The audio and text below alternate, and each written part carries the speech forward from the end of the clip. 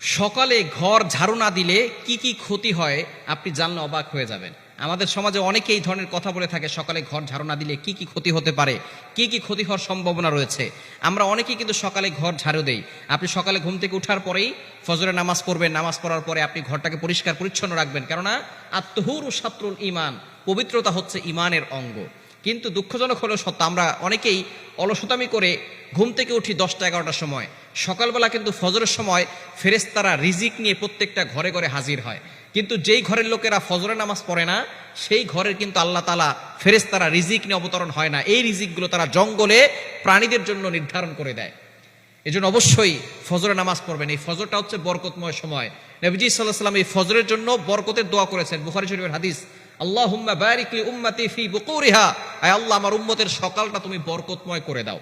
কিন্তু দুঃখজনক হলো সত্য, আমরা ফজরের সময় উঠতে চাই না, ঘুম থেকে উঠি 10টার সময়। একটু তাড়াতাড়ি উঠবেন এবং সকালবেলা ঘরটাকে পরিষ্কার করবেন, কারণ আপনার ঘরের ভিতরে রহমতের ফেরেশতা প্রবেশ করবে। রহমতের ফেরেশতা যদি কারো ঘরে না আসে তাহলে কিন্তু সে কঠিন বিপদে পড়ে যাবে। এজন্য অবশ্যই ফেরেশতারা আসবে, এজন্য অবশ্যই আপনার ঘরটাকে পরিষ্কার পরিচ্ছন্ন রাখবেন। আর পরিষ্কার পরিচ্ছন্ন থাকা ঈমানের অঙ্গ। অনেক সময় যেই ঘরে বাচ্চারা থাকে ওই ঘরে দেখা যাচ্ছে যে পেশাব পায়খানার যেই ময়লা কাপড়গুলো আছে, আবর্জনা আছে, সেগুলো দলামোচ করে আমরা সেখানেই রেখে দেই। এই দুর্গন্ধের কারণে অনেক সময় ফেরেশতারা ঘরে প্রবেশ করতে পারে না। এজন্য সকালবেলা আপনি দ্রুত এগুলো পরিষ্কার করে রাখার চেষ্টা করবেন, তাহলে ইনশাআল্লাহ ফেরেশতারা আসবে। আর ফেরেশতারা আসলেই আপনার ঘরের ভিতরে অভাব অনটন দূর হবে, ঘরের ভিতরে রহমত আসবে। কিন্তু যদি আপনি অপরিষ্কার অবস্থায় রেখে দেন, ঘরটাকে পরিষ্কার না করেন, তাহলে কিন্তু আপনার ঘরের ভিতরে অভাব কোনোদিন যাবে না। এই অভাব লেগেই থাকবে, কারণ রহমতের ফেরেশতারা আসতে পারতেছে না আপনার ঘরের ভিতরে দুর্গন্ধের কারণে।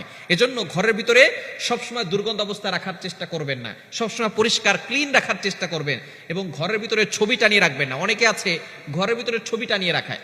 নবীজি সাল্লাল্লাহু আলাইহি ওয়াসাল্লাম জানিয়ে দিয়েছেন, লা তাদখুলুল মালায়েকা, ওই ঘরে ফেরেশতারা প্রবেশ করে না যেই ঘরের ভিতরে কোনো কুকুর বা প্রাণীর ছবি লাগানো থাকে। অনেকে বাবার ছবি লাগিয়ে রাখেন, মায়ের ছবি লাগিয়ে রাখেন, স্বামী স্ত্রী দুইজনের ছবি লাগিয়ে রাখেন, এরপরে সন্তানের ছবি লাগিয়ে রাখেন। কোনো প্রাণীর ছবি আপনি লাগাবেন না, কোনো মানুষের ছবিও না, কোনো প্রাণীর ছবিও না। আপনি যদি এইভাবে লাগিয়ে রাখেন তাহলে ওই ঘরের ভিতরে রহমতের ফেরেশতারা প্রবেশ করবে না। আর যেই ঘরে রহমতের ফেরেশতারা প্রবেশ করে না ওই ঘরের ভিতরে বরকত থাকে না, ওই ঘরের ভিতরে অভাব লেগেই থাকে। এজন্য অবশ্যই সকালবেলা উঠে আপনি নামাজ পড়বেন, এরপরে আপনি বিসমিল্লাহ বলে কাজ শুরু করবেন, ঘরটাকে ক্লিন করবেন, পরিষ্কার করবেন, তাহলে রহমতের ফেরেশতারা আসবে।